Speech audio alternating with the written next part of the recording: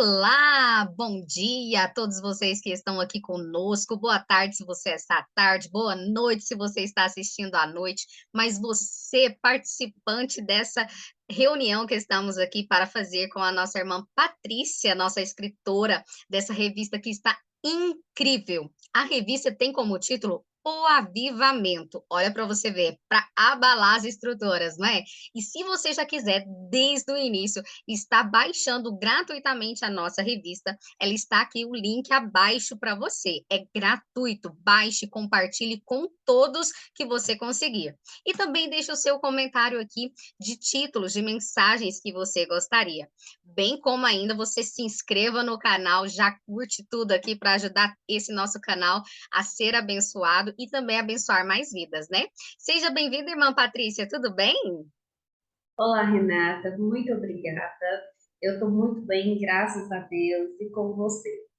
Obrigada, estamos bem e ansiosos para que a irmã possa compartilhar conosco esse conhecimento incrível que você já trouxe aqui para a nossa lição.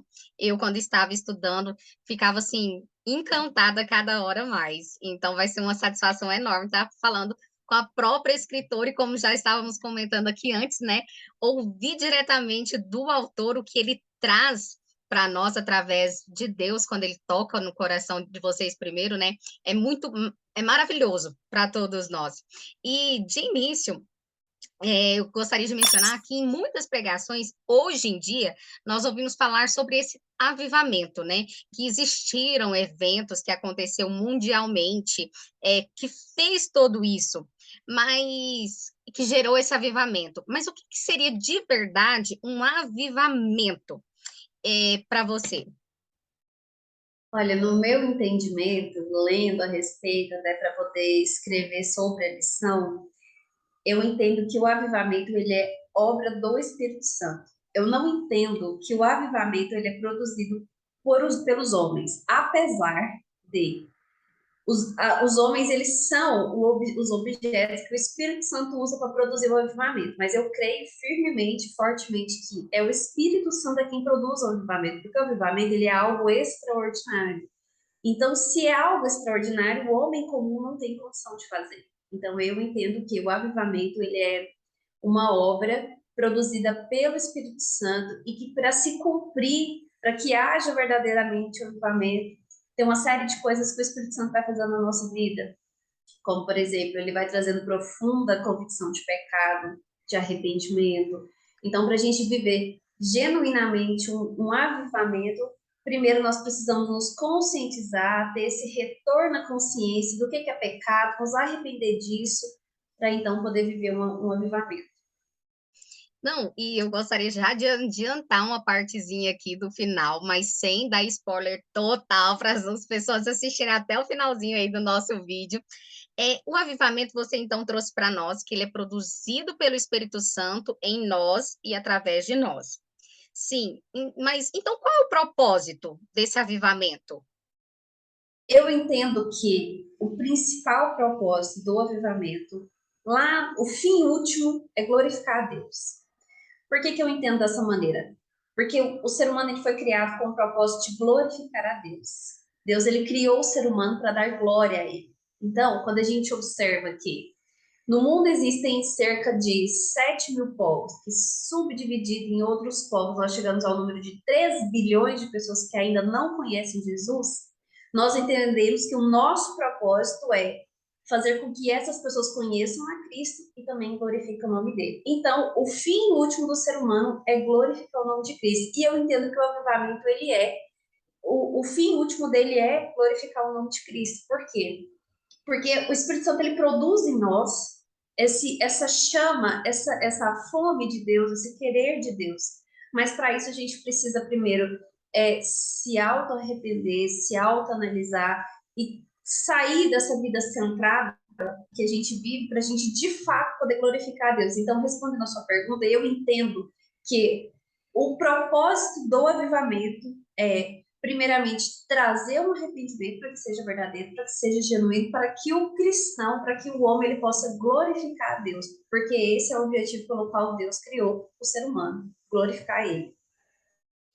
Olha para você ver, o tanto que é tudo envolvendo, a existência de Deus. Ele próprio, através do Espírito Santo, gera em nós e produz em nós um avivamento, através do arrependimento, para trazer uma ligação nossa com ele. Olha que incrível todo esse cuidado que Deus tem a todo momento a se relacionar com nós, meros pecadores, meros mortais aqui, mas o amor de dele vai além disso tudo, né? E muitas vezes nós nos esquecemos disso e praticamos pecados, temos atitudes erradas, mas algo que eu achei muito interessante que você trouxe agora, nem passei para você essa pergunta antes, mas é a questão do arrependimento, porque nós estamos sujeitos a errar e erramos o tempo inteiro.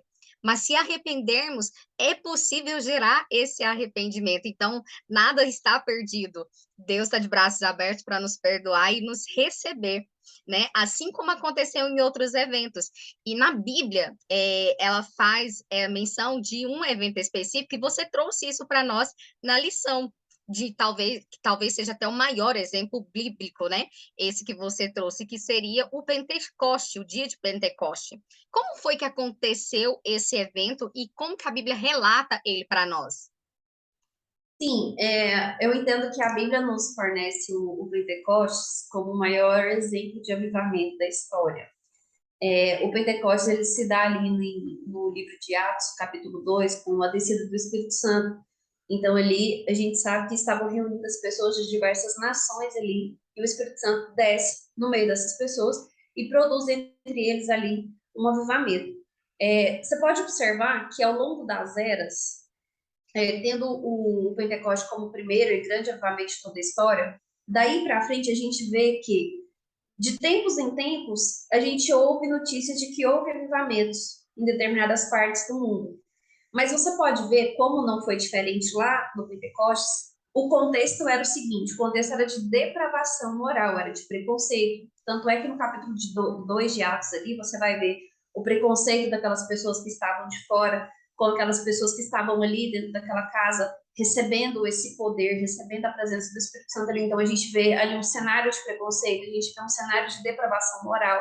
Então, assim, de tempos em tempos, Deus ele traz o avivamento para nós, mas você pode observar ao longo de toda a história que todos esses avivamentos eles são precedidos de depravação moral, precedidos de um cenário totalmente caótico. Então, assim, por que a gente volta de novo para o ponto do arrependimento? Por que ele é importante? Por causa desse cenário. Então, o Espírito Santo ele não desce e ele não nos enche se não houver verdadeiramente um arrependimento. Então, a gente pode ver hoje o contexto que nós estamos vivendo. A gente sabe que o Brasil é um país majoritariamente cristão, porém, nós vemos e percebemos como que o pecado reina no Brasil. Como que é forte essa questão do pecado aqui. Parece que o brasileiro ele tem prazer em pecar, ele vive o pecado, ama o pecado. Então a gente sabe que para acontecer um avivamento aqui no Brasil é necessário primeiramente um arrependimento. A igreja precisa se conscientizar, e isso nós estamos falando de cristãos, porque só vive um avivamento quem de fato já conhece a Cristo. Então, esse retorno à consciência ele é essencial, ele é primordial. O cristão precisa entender o quê? Que ele está em pecado, ele está em desobediência, ele está separado de Deus. Então, para que ele viva um avivamento, para que ele seja fruto de um avivamento, ele precisa antes se arrepender. Então, você vai ver lá, desde Atos 2, desde o primeiro avivamento que a gente teve ao longo da história, todo aquele contexto que precedeu até ao longo das eras a gente vai vendo, observando o mesmo padrão de depravação moral, o mesmo padrão de promiscuidade, e aí o Espírito Santo traz um retorno à consciência dessas pessoas para que se arrependam, para que então possa, de fato, viver o avivamento. Nossa, então, olha como o tempo inteiro o relacionamento com Deus é que pode fazer as coisas mudar. E nós só podemos ter esse relacionamento com Deus a partir do momento que entendemos a nossa fraqueza, que somos falhos, porque tem pessoas, e eu me coloco nisso antigamente, graças a Deus, Deus foi abrindo muito a minha mente, que eu já fui muito religiosa, daquelas assim que só os santos e perfeitos vão para o céu, e que eu era um desses, e eu tinha que mudar, e eu era grossa, eu queria enfiar a goela abaixo Cristo nas pessoas. olha, você tem que mudar, é assim, e não é tão assim forçado, né? Cristo, ele é amor, ele passa esse amor e tem que ser do arrependimento profundo da pessoa. E quando eu enxerguei que Cristo ele ia muito além de toda essa humanidade, de toda uma consciência material, mas era algo grande, eu fiquei assim, uau! Eu fui liberta, vamos dizer assim, aquela que a palavra, a verdade vos libertará, né? E com isso, eu vejo muito hoje em dia acontecendo como naquela época que você mencionou, que as pessoas falavam, nossa, eles estão embriagados, eles estão bêbados, eles são loucos. As pessoas julgavam aquele povo de Deus. Então, muitas vezes, quando nós formos ter atitudes cristãs, nós vamos ser julgados. Porque até então, antigamente, eu não andava com pessoas, eu vivia sozinho, um mundo isolado, porque eu achava que todo mundo estava pecando, eu ia ficar mal falada, eu não podia. E a partir do momento que eu tirei isso da minha vida, eu falei, Jesus andou, os discípulos de Jesus eram pecadores.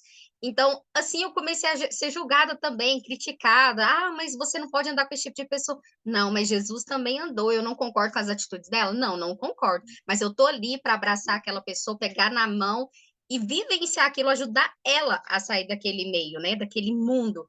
Então, o evangelho, ele vai muito além de tudo isso, de material, de picuinhas, mas ele vai de algo profundo, de um arrependimento interno, né? Algo interno da pessoa, igual você falou, só os cristãos vão vivenciar isso. Por quê? Porque precisam ser como Cristo, né? Precisam amar a esse Deus. E é possível amar só esse Deus quando você reconhece a sua falha, a sua fraqueza, com arrependimento que você falou. Eu também trouxe para nós, você trouxe na revista para nós, a questão que o avivamento gera. Então, talvez eu tenha vivido um avivamento através do Espírito Santo que me conscientizou para isso. E você traz outros exemplos. Na revista você traz dois. Teria como você mencionar esses exemplos para nós de resultado que o avivamento produz, ou na sociedade, ou dentro do ser humano? Sim, os dois exemplos que eu menciono na lição, o primeiro é o despertamento à evangelização, e o segundo é um desejo ávido pelos ensinamentos da Escritura. Começando pela evangelização, é impossível que um acontecimento extraordinário pelo Espírito Santo que venha sobre nós, que ele seja só para nós mesmos. Tanto é que durante a lição eu até menciono o seguinte, que o avivamento ele está muito longe de ser só emocionalismo, só aquilo que causa um arrepio, ou só aquele transbordar, aquele encher de poder e transbordar para si mesmo. Eu não acredito nesse tipo de avivamento. Eu acredito no avivamento que você transborda, você se enche para você transbordar para fora, aonde Cristo ainda não foi anunciado. Então, esse despertamento, a evangelização é nesse sentido, porque não tem como você se encher do poder de Deus e ficar só para você mesmo, fazer efeito só na sua vida, não vale de nada. Então, se você se enche para transbordar só para si, alguma coisa está errada. Então, é natural quando você se enche do poder de Deus, quando você conhece verdadeiramente a Cristo, você está vivendo um avivamento ali, você quer que outras pessoas sintam a mesma coisa, você quer que outras pessoas também conheçam a Cristo. Então, eu entendo que a primeira coisa, a primeira marca de um avivamento é exatamente esse despertamento à evangelização, como a gente viu, como a gente vê lá na Bíblia, o exemplo de Filipe e do etíope, né? E o segundo, ele é o interesse pelas escrituras, porque é impossível você viver um avivamento e não querer conhecer mais a respeito de Deus. Tudo que a gente, lá em Romanos, Deus fala que ele se deu a conhecer através da natureza e das coisas criadas e através do filho dele Jesus. Nós temos plena certeza e plena convicção que Jesus veio ao mundo. Então, Deus ele se deu a conhecer a partir da obra criada dele, a partir de Jesus. E onde é mais que a gente encontra a respeito de Deus? Através da Bíblia. A Bíblia está ali, ela descreve para a gente Deus em sua natureza, como ele é, sua essência, seus atributos. Então é impossível você viver um avivamento e você não tem interesse de conhecer a Deus. E qual que é a melhor maneira disso? Além de ver Deus na natureza, além de ver Deus no próprio Filho, que ele permitiu que viesse à Terra, na própria Bíblia. A Bíblia ela é o nosso manual de regra e fé. A gente ouve muito, por exemplo, o ser humano não veio com manual de fábrica, a gente não sabe como que lida com o ser humano. Como não? A Bíblia é o nosso manual de regra e fé. Então, eu acredito que o avivamento ele traz essas duas marcas que são importantíssimas. O despertamento à evangelização e o interesse pelas escrituras, porque a partir do momento que você passa por um arrependimento profundo, que você tem profunda convicção de pecado, você se interessa em conhecer mais a respeito de Deus, porque o nosso pecado nos separa de Deus, né? Tanto é que, porque que Deus enviou o Filho dele para poder se sacrificar, para poder nos religar novamente a Ele, porque o pecado fez separação entre nós e Ele. Então, a partir do momento que eu me arrependo dos meus pecados e eu tenho maior interesse por Deus, por conhecê-lo, por viver um relacionamento profundo com Ele, a gente encontra isso através da Bíblia. E eu posso estender mais, esse exemplo não está lá na lição, mas eu posso estender mais um pouquinho para a oração. Então, sem vida de oração e sem vida de leitura, é impossível conhecer a Deus. Incrível, porque como que você vai se relacionar com Deus? É através da oração. E você só vai se arrepender a partir do momento que você vê em Cristo o que ele realmente é e o que realmente ele faz e pode fazer na nossa vida e pela nossa vida, né? Então, tanto por nós como seres humanos, quanto também por toda a criação dele, é muito além. Então, nós vamos orar, conversar com Deus, ele vai nos mostrar quem realmente ele é e quem realmente somos. Vamos ver as nossas fraquezas, vamos ver as nossas falhas. Isso vai gerar o Espírito Santo, vai trazendo mais consciência e nós vamos gerando arrependimento. E por si só isso acontece o desejo de querer buscar mais. É, é, e vamos fazer bem para o nosso dia a dia, irmã Patrícia, não é fácil. Ainda mais se a gente fala assim, vou orar, vamos supor, 5 minutos. Parece uma eternidade. Hoje em dia, você tirar 5 minutos para orar, você pensa, meu Deus, não tem mais o que orar, não. Mas se for para pedir ou para conversar, mexer no Instagram, no WhatsApp, passa assim, ó, horas e horas, né? Sim, sim, eu costumo associar a leitura da Bíblia, essa vida devocional, a vida de oração, a uma viagem de férias. Ninguém sai de férias e fala assim: acordei hoje, vou viajar. Para onde? Você não sabe, você não se planejou, você não fez a mala correta, se é para lugar frio, se é para lugar quente. Quando a gente vai viajar de férias, qual que é a primeira coisa que a gente faz? Planejar. Planejar o destino, que dia eu vou, quantos dias eu vou ficar, que roupa eu vou usar, enfim. Por que que a nossa vida devocional tem que ser sem planejamento? Por que que todos os dias eu quero simplesmente do nada ir lá e ajoelhar ali e orar e buscar Deus ali rapidamente? Não, não é bem assim. A gente faz planejamento para coisas importantes da nossa vida, mas a vida devocional com Deus é muito mais importante do que qualquer coisa, do que esse exemplo que eu meio fútil que eu dei sobre a viagem, por exemplo. Então, o que que é preciso? Por que que é difícil? Porque, primeiro, a gente não coloca Deus devidamente no primeiro lugar. Porque se colocasse, se dessemos a real importância para Deus, ele vinha em primeiro lugar. Por que que é tão difícil você ajoelhar, dobrar seus joelhos? Se o celular está do lado, chegou a notificação no meio da oração, você vai parar e você vai pegar o celular para ver o que está acontecendo ali. Às vezes você está esperando uma ligação, às vezes você está esperando uma resposta no WhatsApp, alguma coisa ali que é mais importante. Então, uma das coisas que ajuda muita gente a viver uma vida devocional é se planejar. Você sabe do seu dia quais são as responsabilidades que você tem. Tem gente que é muito mais fácil fazer o devocional à noite, porque de manhã é uma correria, não tem como levantar uma hora mais cedo, porque senão quase que nem dorme. Então, assim, vai poder se programar à noite. Outras pessoas é o inverso. Então, uma forma de ajudar a gente a ter uma vida devocional é fazendo um planejamento. Eu sei das minhas obrigações durante o dia, eu sei que Deus tem que vir em primeiro lugar. Então, o que que eu vou fazer? Eu vou organizar o meu dia para que isso aconteça. Então, no final do dia, você vai conseguir. Vai ser assim todos os dias, bonitinho assim? Não vai, de jeito nenhum, porque nós, naturalmente, é uma característica humana ser falho. Então, a gente erra, a gente peca, a gente falha. Então, não vai ser linear, não vai ser contínuo. Mas o que manda nisso tudo? O nosso esforço. E o próprio Deus nos ajuda com isso. Então, quando eu coloco diante de Deus e falo, Senhor, eu quero fazer o meu devocional, eu quero orar, eu quero ler a Bíblia, eu quero meditar, eu quero falar com o Senhor, eu quero ter tempo para fazer isso, eu preciso que o Senhor me ajude. Claro que Ele ajuda, com toda certeza. Então, é difícil? É extremamente difícil. Quantas vezes que eu já ajoelhei na cama para orar e acordei no meio da oração, dormindo, cansaço, de qualquer outra coisa, enfim.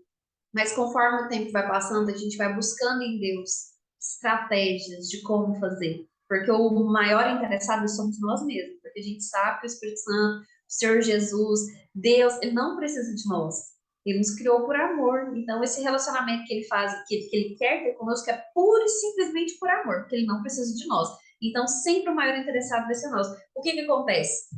Quando a gente acordar, vai ter passado ó, muito tempo de oportunidades perdidas. Quantas oportunidades a gente perde ao longo da vida de não poder orar verdadeiramente, dobrar. Como é maravilhoso, como é gostoso você se derramar diante da presença de Deus, ouvir a voz dele, ser sensível, poder identificar a voz dele de outras vozes. Às vezes a gente fica em dúvida, mas como que eu sei se é o Espírito Santo que está falando comigo ou não? Como que eu vou discernir essa voz? Como que eu vou identificar? A partir do momento que você conhece a voz dele. E como você conhece a voz dele? Dobrando os joelhos, falando com ele, ficando em silêncio, esperando ele falar, para você ouvir e então gravar a voz dele. É assim que as coisas acontecem. Nossa, eu tô aqui, ó, de boca aberta. Como que foi um choque de realidade aqui, porque às vezes as pessoas acham que é algo sobrenatural, né? Igual você falou, você só vai saber ter discernimento da voz do Espírito Santo a partir do momento que você tem relacionamento com ele. Por exemplo, quando eu ligo para uma pessoa que eu já que alguma pessoa me liga, não aparece o nome, e já fala, oi, Renata, se eu conhecer aquela pessoa, ter ela no meu dia, já sei, oi, fulano, tal. E se eu nunca ouvir a pessoa, eu falar, não, quem é? Então, justamente é isso. Quando é de Deus, você sabe o caminho que ele quer trilhar para você, o destino que ele quer para você. Então, realmente é conhecer um ao outro, né? É como se dá um presente. Se você conhece uma pessoa, é super fácil, porque você sabe o que que aquela pessoa gosta, o que aquela pessoa não gosta. E quando você não conhece, desconhece aquela pessoa, qualquer rumo que você tomar, para você vai ser difícil, porque você não sabe se vai estar agradando aquela pessoa ou não, né? E é muito de relacionamento, a questão do avivamento. Aconteceu na Rua Asos, um evento extraordinário, de Pentecoste, que primeiro veio um vento, depois as pessoas viam pegando fogo, mas não era fogo real.